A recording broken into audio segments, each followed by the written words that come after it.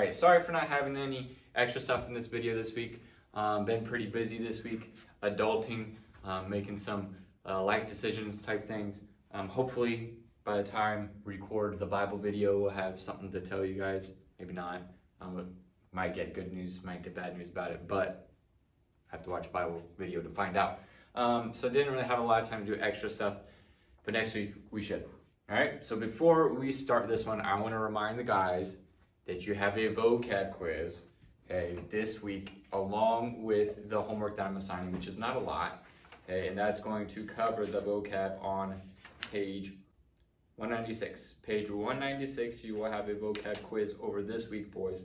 That will be on the portal. Make sure you take that. You do not want to skip that, all right? And then this following week, so after you watch this video, you do this week's assignments, the following week, we will be doing a review, okay? A review video will be extremely important for you because that week you will have a test, okay? You're gonna have to work out some kinks in how to do a foreign language test online on the portal, but we'll figure it out. So this week, you have this video, assignments, boys have a quiz, and then next week, you'll have review video and a test to take that week, okay? And then we'll have like 2 weeks left of school after that. So for today, okay, we're gonna start off by going over activity F. Okay, you should have completed that and should have been a relatively easy one, okay? Number 8, we'll do the last two. Number 8, so here they gave us the verbs with the RE ending, okay? And we were supposed to, in this blank, it's a little bit bigger for you, we were supposed to write the verb not the verb definition, but what conjugation the verb is in. Remember, we have 4 verb conjugations. So nouns, we have 5 declensions. In verbs, we have 4 conjugations, okay? And we have natare is our first one there. And, sorry, I forgot the long A, okay? This was a first conjugation verb, okay? Because if you take off the RE, you're left with the stem, okay? This is our stem vowel. You all understand what the difference between vowels and consonants, right? Vowels, A, E, I, O, U.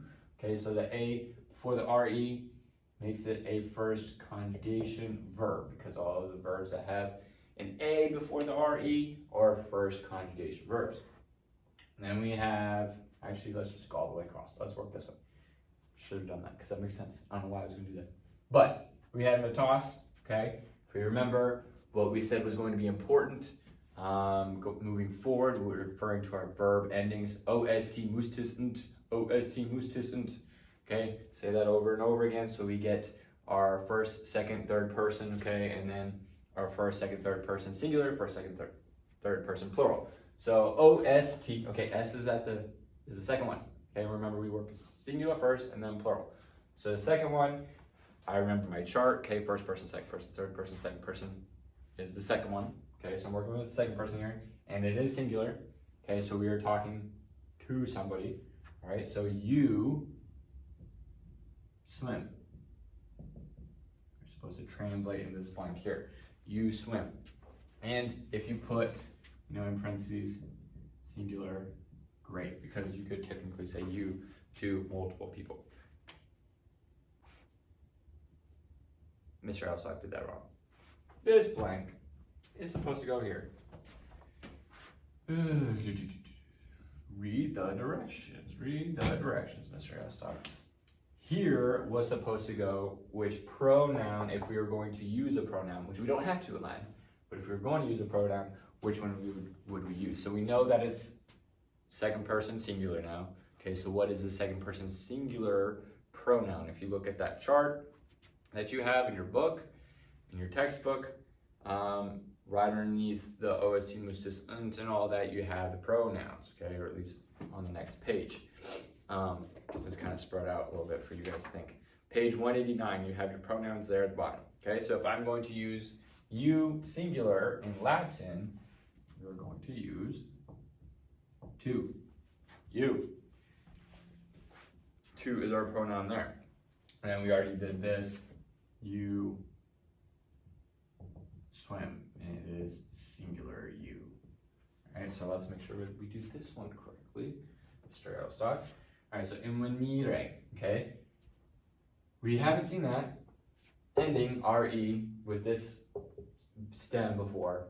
We always see invenit, okay? Which remember, that looks like invent, so find a way to do something. Finds is our verb there, is our meaning. But we see before the re, we see a long I. Remember, we have 4 conjugations, a, long e, short e, and long I. So that is 4th conjugation. And then we have invenitus, okay?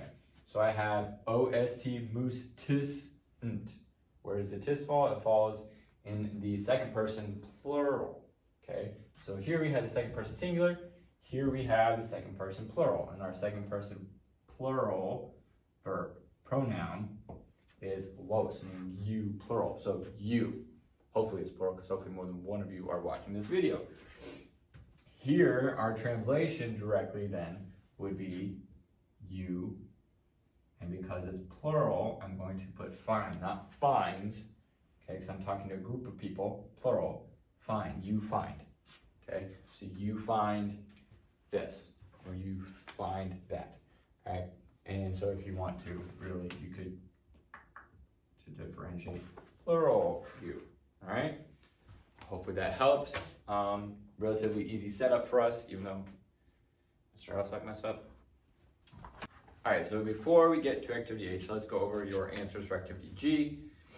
Number 1, we did stabant.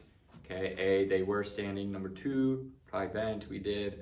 Was H, they offer. You have the NT in both of those. However, for number 1, you also have the BA tense referring to the imperfect tense, okay? Number 3, you have more de bant, and that is B, they were biting. Number 4, celebramos, which is E, we are celebrating. Number 5, defendo, which is F, I defend. Remember, it has a long O, so I'm doing the action. Number 6, nadávamos, which is G, we were swimming. Number 7, salvábamos, which is K, we were keeping, or we were saving. And then number 8, habebatis. Letter D, which is you did have, you is plural. And number 9, scribo, which is J, I am writing. Number 10, invenis, which is C, you find, you singular.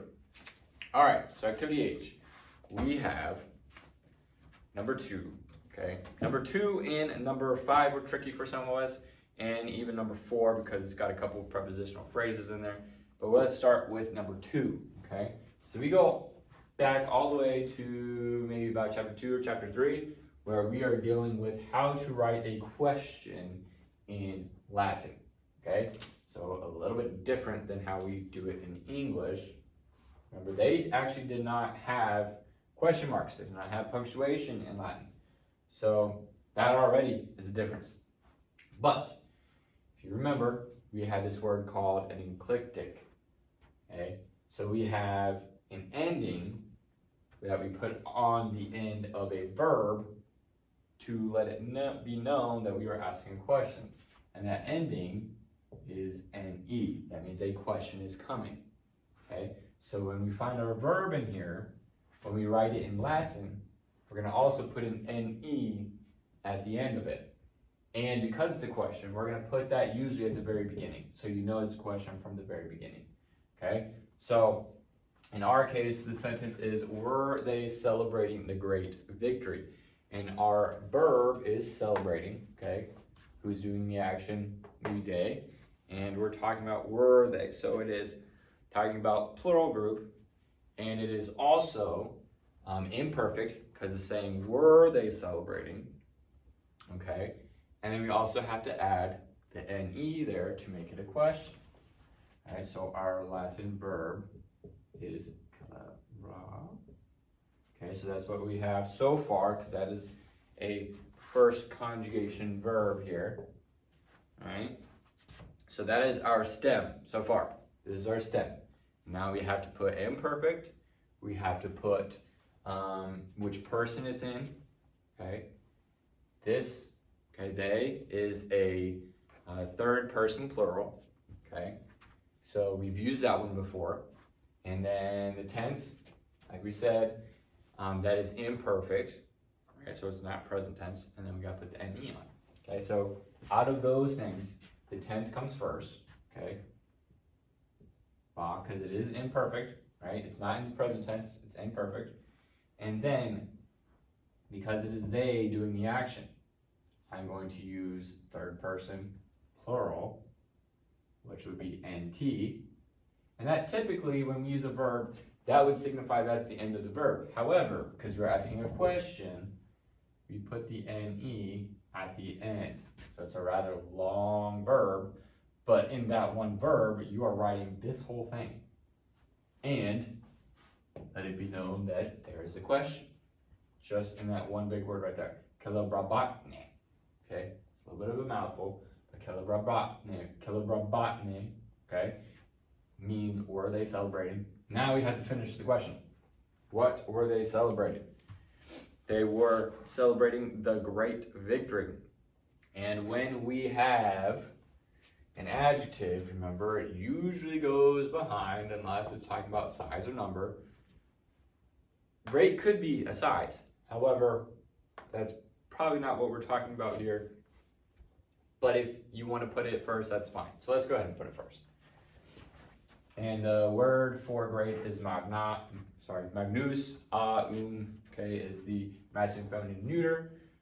Victory, the noun we have there is Victoria, and that sure seems like it is a feminine noun since it ends in an A, okay? So let's go ahead and do that part. Victoria, okay? However, it is being used as a direct object, so it should be an accusative case. The accusative case ending in the first declension is an on, okay?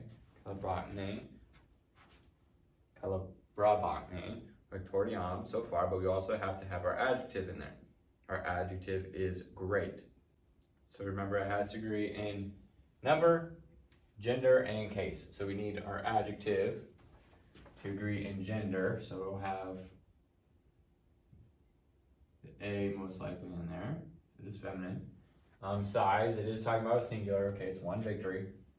And then what case it is in the accusative case. So in this one, they have the same exact ending.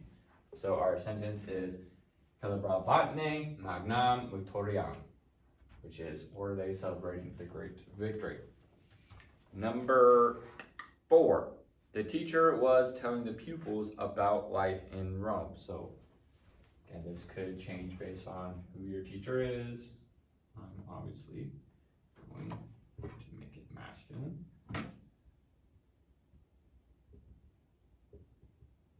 Okay, Magister, the subject, so we don't have to worry about changing that. That's in the nominative case. And then the action, remember our verb in Latin usually goes at the end here, okay? So this will be back here. The teacher was telling the pupils about life in Rome. So we had the pupils there, which technically in this setup here, it would technically be the indirect object.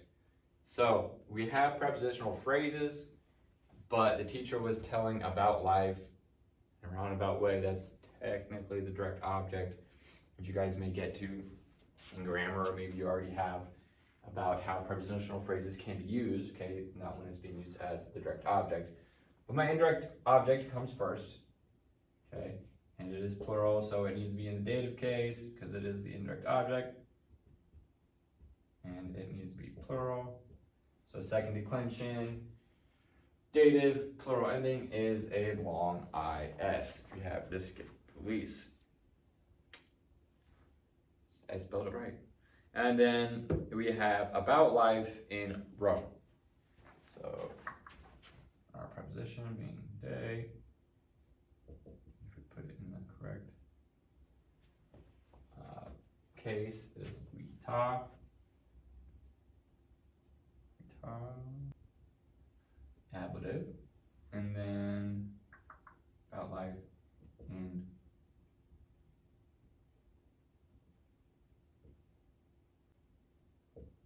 also ablative. Right, so far we have the teacher, the pupil is about life in Rome. So now we need our verb there at the end. Our verb was telling, comes from narrare. Okay, so that being my stem. And then the teacher was telling, so we're talking about imperfect, and who's doing the action? Third person. Okay, we're telling about somebody doing the action, so it's third person, but it is imperfect. And remember, if we have a T, an NT, or an M, the A on the imperfect tense sign, ba, is not long, okay? It is short. So we have Magister, discipulis, de vita, and Roma narabat. Okay, verb going at the end. Imperfect, third person, singular. All right, so let's move on to number 5. We have, are you asking about the history of Greece? Question mark. So we have another question. So we should be seeing the NE in there, referring to a question, okay, that we're going to put at the end of our verb. Okay, asking being our verb. So our first word in the sentence, because it is a question and we need the NE at the beginning, we have our verb at the beginning. In which case, okay, we have a couple different options. So we may have 2 different answers for this one, because we don't know based off context if we're talking about you singular or you plural. Okay, so we're going to have 2 options here for our verb. We'll see why in a second. These are mouthfuls, so I'm going to copy directly. Could have that. So if we have taraga, okay, that is our stem. And then our tis, telling us which person is in, ost, mus, tisnt. So we have second person plural, or, and then the question, or,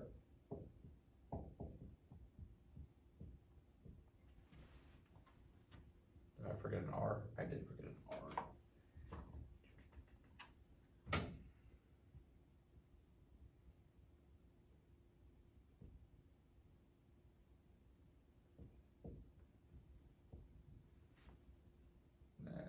Sloppy Mr. Elstock.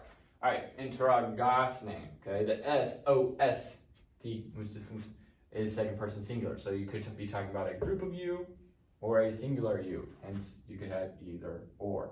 Either way, you need to have the NE at the end to make sure that we know that is a question, okay?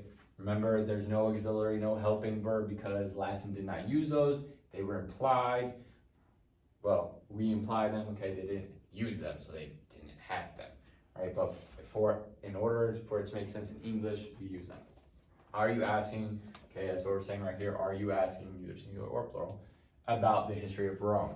So then we put the rest of our sentence, we can just use de, right, and storia,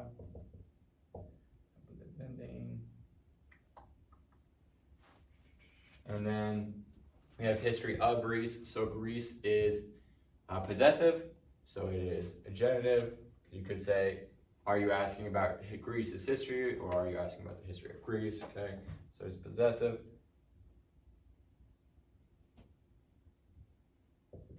A lot of AEs in that one. All right.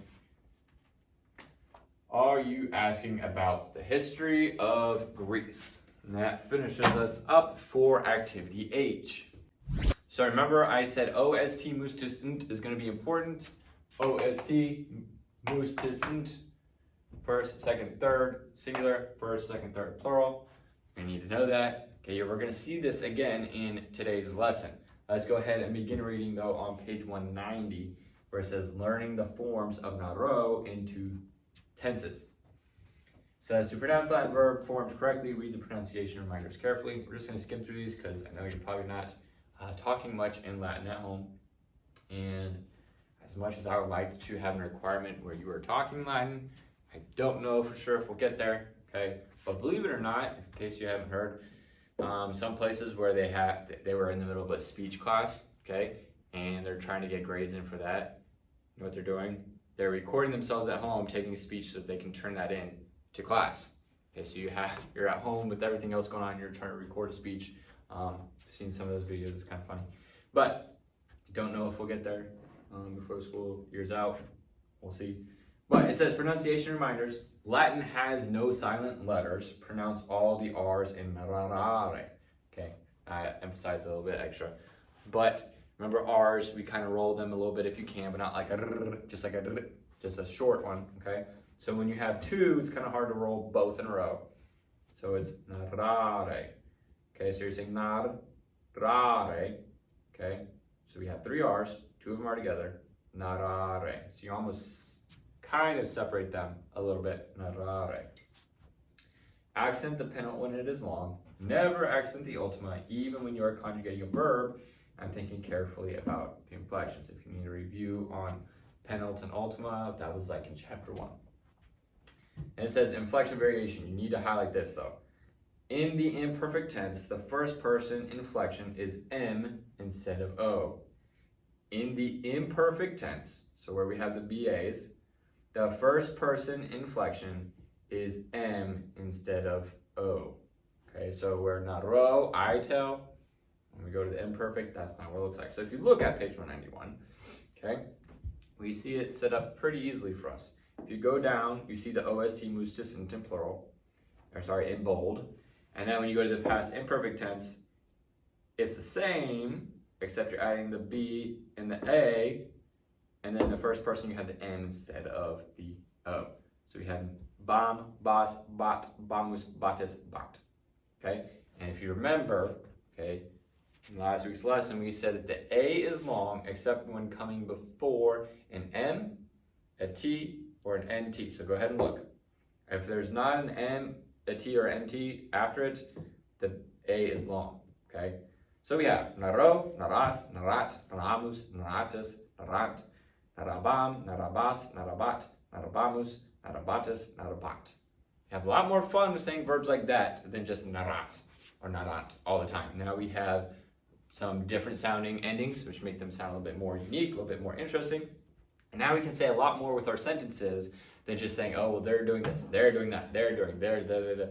We can do a lot more now, okay? Have a little bit more exciting sentences, if you will.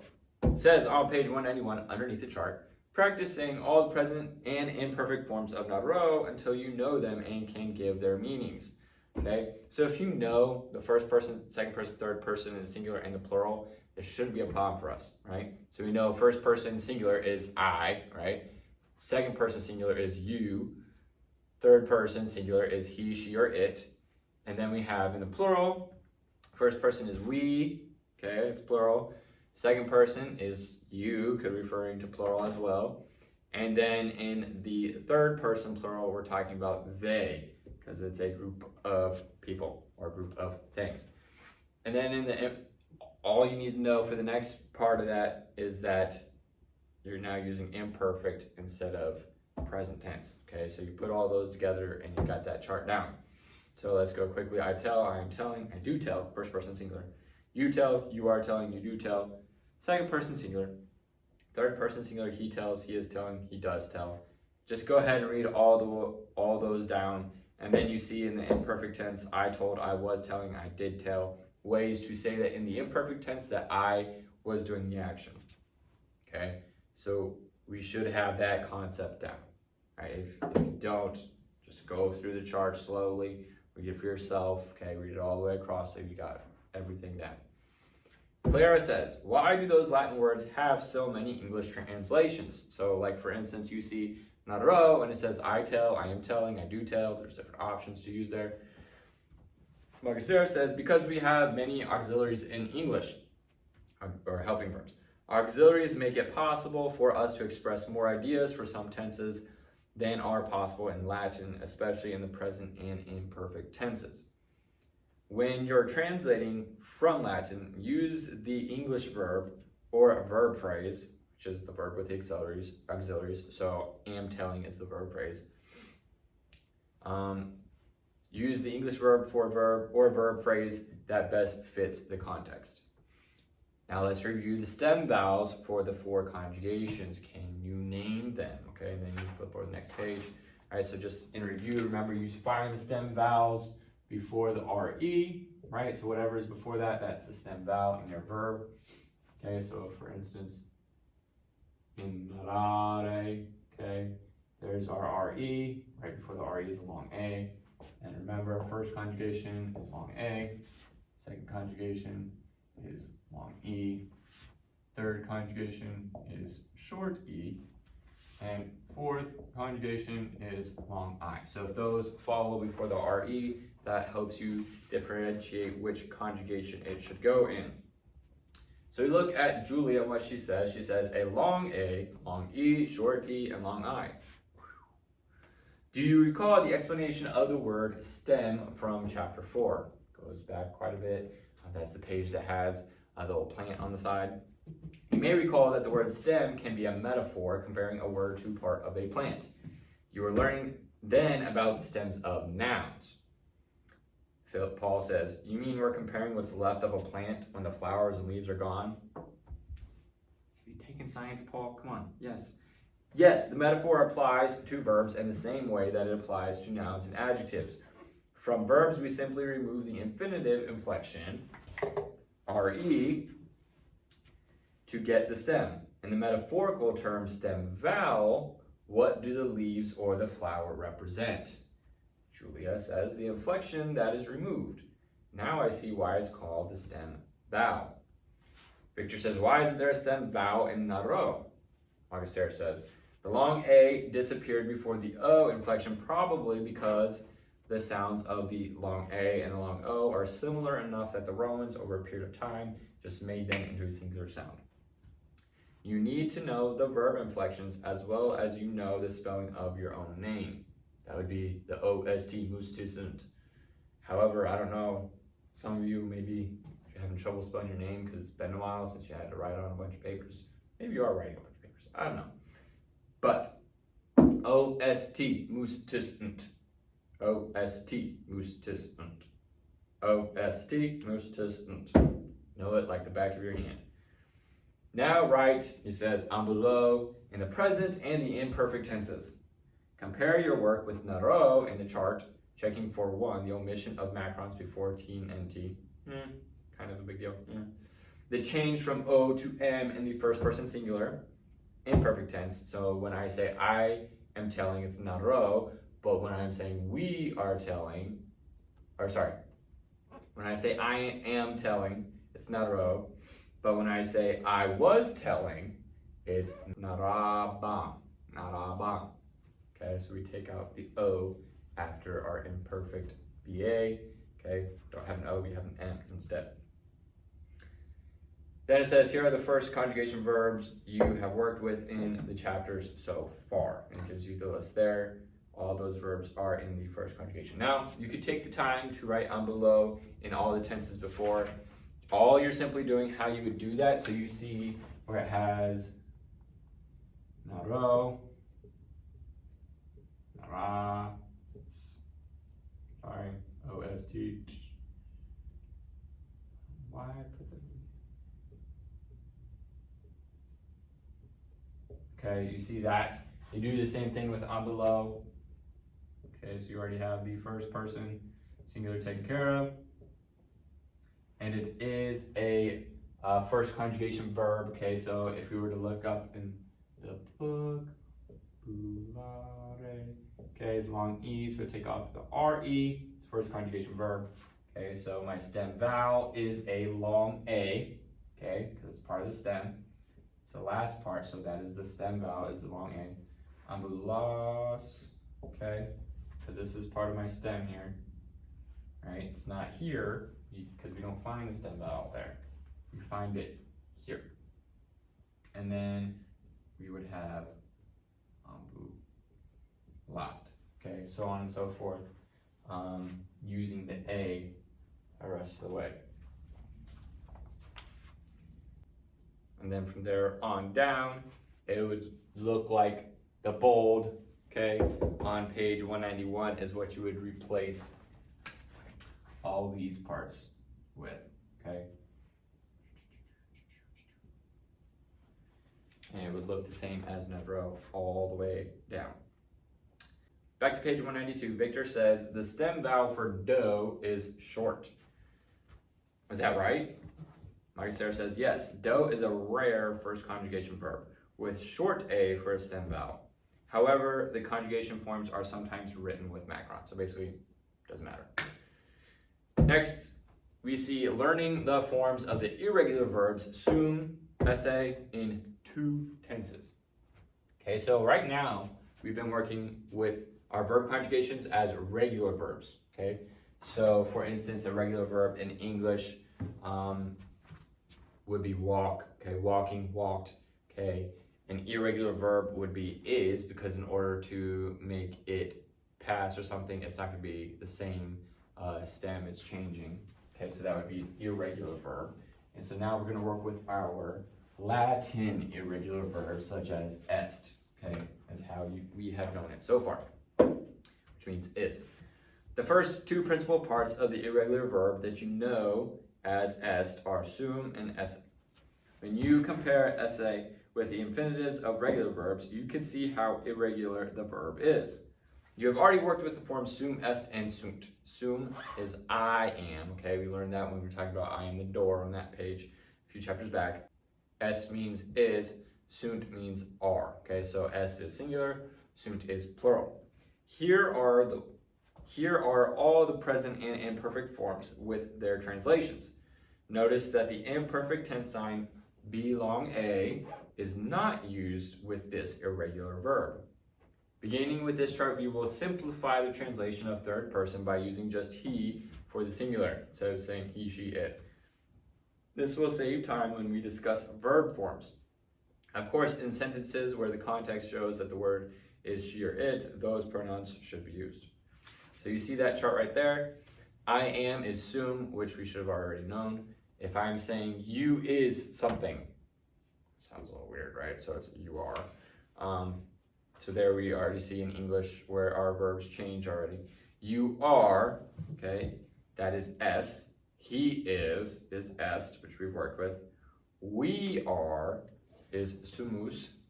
You are is estis. And they are is sunt. So it still looks pretty similar to ost, mustis, unt, there with endings. It's just we don't really have much of a stem there, okay? You turn the page and you look at the past imperfect tense. A lot more similarity there with how those are spelled, okay? So we're talking about imperfect tense. I was is aram, you were is aras, he was arat, we were aramus, you were aratis, they were arant, okay? So again, we still see our endings there. However, we actually find somewhat of a stem there for the imperfect, okay, ara. Okay, with our present tense, not much of a stem really going on, right? Because it's sum, est, sumus, estis, sunt. It's all over the place. Both the imperfect for est, we see here, ara, okay, aram, aras, arat, aramus, aratus, arant, okay? So that should be pretty clear when we see charts. I know charts help us out a lot. So when you're working through your activities, make sure you definitely have your textbooks there handy and you have these charts right there to help you out. Again, we want to memorize ost, mustis, und, okay, so we don't have to keep flipping all over the place. We just need to find out what the slight differences are with the present tense and the imperfect, which is just adding the be long a. And then here our irregular verb chart that we have right there. That's pretty cut and dry in the past and imperfect, but there's some differences there in the present. All right, so go ahead and open up to activity I. So I am going to assign 3 activities this week. Boys, I know you have a quiz, but these really should not take long. For the most part, we're translating into English, which as we know is a lot easier than translating into Latin. Activity K, we translate a little bit into Latin, but they're very short, okay? So we're going to work on activity I, activity J, and activity K this week. I'll go over the first 1 or 2 with you on that, and that should help us. Those of you that have been watching the videos, you've been doing a lot better on the activities than those that have not. And I want you to know that, and you guys will be rewarded for that, trust me. Number 1, first of all, instructions. Instruction says, translate the sentences. Most of them are not complete verses because the rest of the verse contains grammar you have not yet studied. And again, these may not be even exact translations because this is from the Latin Vulgate, not the version that we use here at school, the KJV.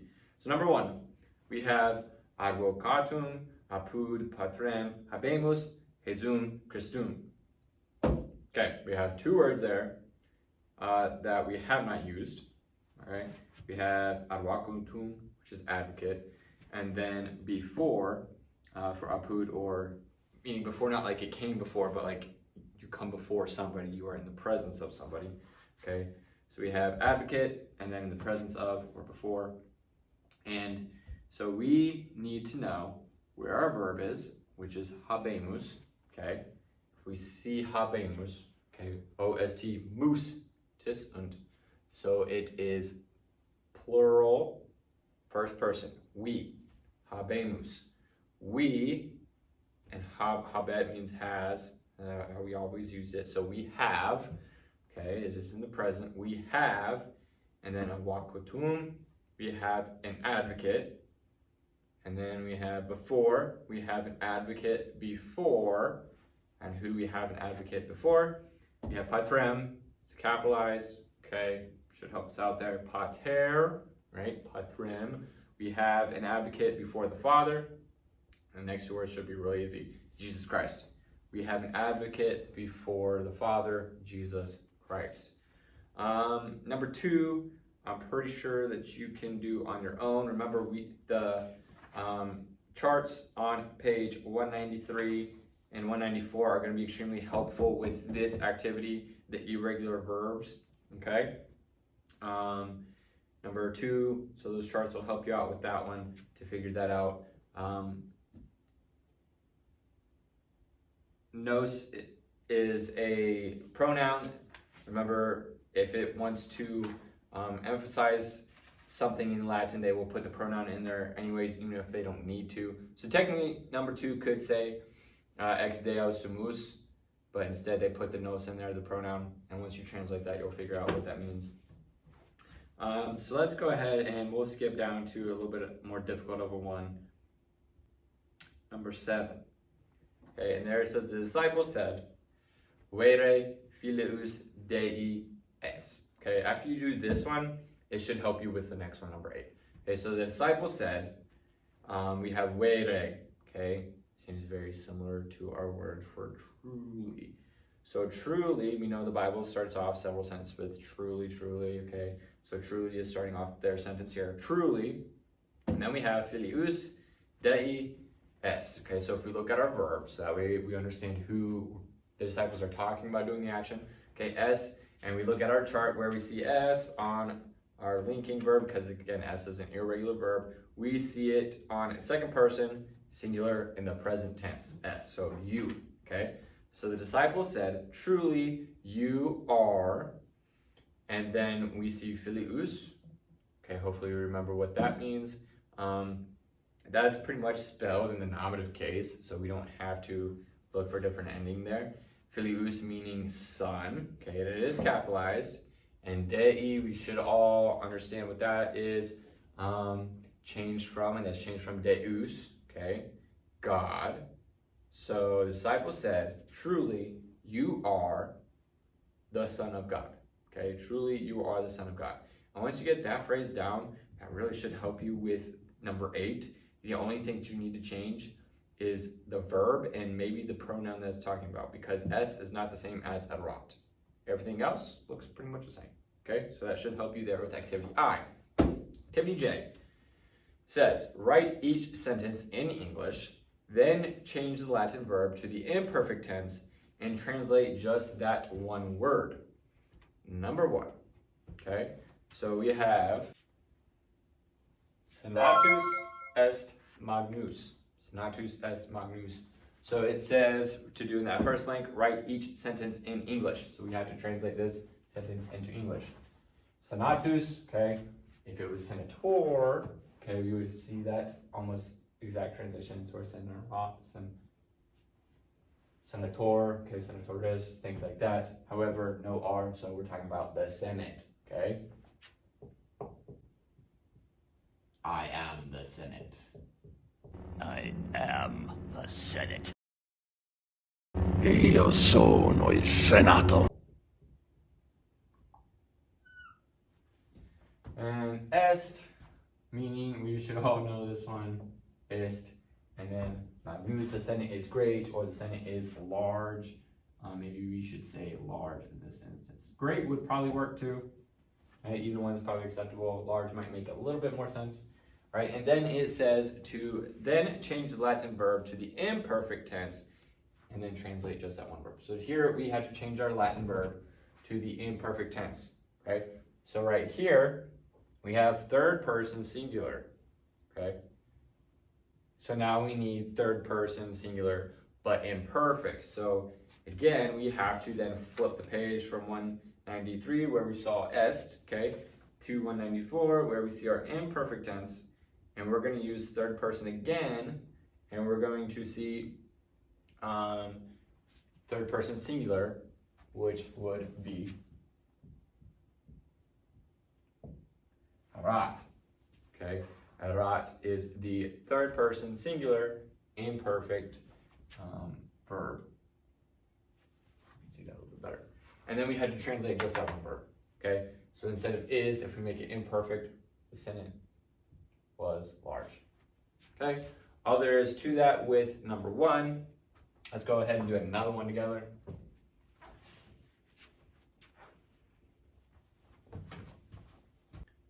Just because I'm nice and I'm going to help you out a little bit more with this activity. Number 5. We have senatores. Okay, so now we're not talking about the Senate. We're talking about senator or senators.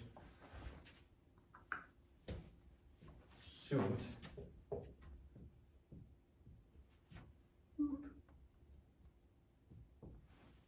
Amici.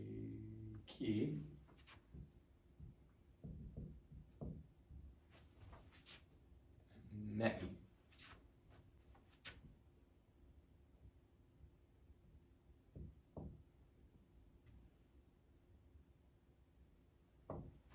So we have senatores, senatores, sunt amici mei. Okay, if we look right at our verb, we should already know what that is, and that is are, okay, referring to third person plural, okay. So we're talking about then plural senators. You could say the, if you really want to, the senators. And then sunt meaning are, okay. Amici is friends, plural. Okay, amicus, making it plural, would be amici. But then we have an adjective. Okay, our adjective is actually kind of like a pronoun. They are my friends. The senators are my friends. So that would go in the first blank. Our second blank, we are then to make it imperfect. So again, we have third person, plural, and now we need to make it imperfect, third person plural. So again, if you look at your chart to help you out with that, maybe we shouldn't, because then if we remember, okay, that kind of the stem for the imperfect, if there is one, is a ra, okay, then all you need to know is third person plural. Ost mustis nt. It's the last one, third person plural. I know that's really weird just because it sounds weird, right? Everybody's going to be laughing at Mr. Aerosoft for going on camera, but using that, and then arant is our imperfect. Okay, so if we were to then translate this directly into English, remember it's plural, right? So if we were to make this an imperfect sentence, it would be the senators were my friends. Ouch. Activity K. We actually have to translate into Latin. Use pronoun subjects in some of the sentences. Okay. So you can use them in all if you want to, but make sure you use them in at least some of them. We'll go ahead and we'll do number 1 together. In Christ, we are free. So we have our preposition first. Okay. Remember, we very rarely put the verb at the beginning unless you're asking a question or if we're putting emphasis on it. So let's use our preposition first. In, and then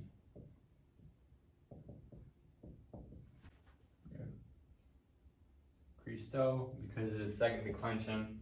Noun, Christus. And then when we go down to the ablative, because this is an ablative preposition, we have a long O. In Christo is what we have so far.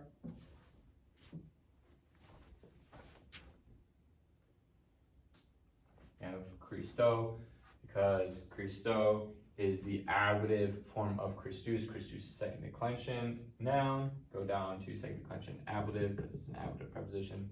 It's a long O. In Christo. And then we have in Christ, we are free. So we need the verb that means we are. Okay, so if you look at your chart, to help you out with this one. Okay, it's an irregular verb, so we don't have really a stem here in the present tense. In Christ, we are, and then it says free. Okay, so we need our adjective, free, which is liber, but we have to make it plural.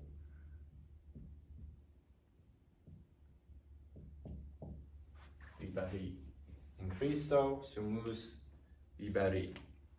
If you want to put your preposition in this one, okay, because it's we are, we is nos. Okay. In Christo nos sumus liberi. Okay. So make sure you're putting in pronouns into some of these sentences there in activity K. All right, so these short 3 activities, hopefully it does not take too long. I really don't see why it should.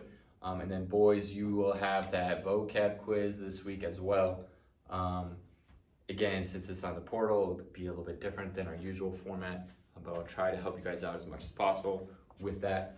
And then after this week, okay, be brushing up, review while you're moving on with these, okay, so that when we review for the test in the next video, we'll be all caught up to speed and we'll be able to stay together. If you need any questions answered, especially during that week, definitely get a hold of me or Mrs. Ailstock.